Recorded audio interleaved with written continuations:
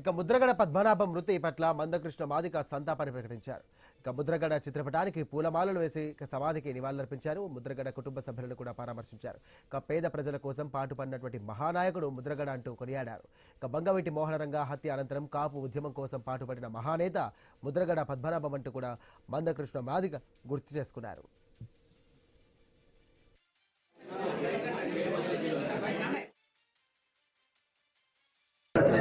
తెలుగు నేల మీద ఉద్భవించిన ప్రముఖ సామాజిక ఉద్యమకారుల్లో చరిత్రను నిర్మించుకున్న ప్రముఖుడు ముద్రగడ పద్మనాభం.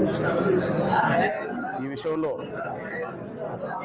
ఆ మహనీయుడు, ఆ నేత మరణించిన రోజే మేము అంత్యక్రియలకు రావాలి, కానీ కొన్ని కారణాల వల్ల మీడియా ఇక్కడ జరుగుతున్న పరిణామాలన్నిటినీ బాగా ఎక్స్పోజ్ చేయడం వల్ల ఆ రోజు రావడం కంటే ప్రత్యేకంగా ఒక రోజు వచ్చి ఆ మహనీయుడికి నివాళులు అర్పించుకోవడం న్యాయం అని చెప్పి, ధర్మం అని చెప్పి, వాళ్ళని చూసి పెరిగిన వాళ్ళం, పద్మనాభం చూసి మేము ఎదిగిన వాళ్ళం కాబట్టి ఆయనకు ప్రత్యక్షంగా వచ్చి నివాళులు అర్పించడమే న్యాయం అని చెప్పి ఇక్కడ రావడం జరిగింది.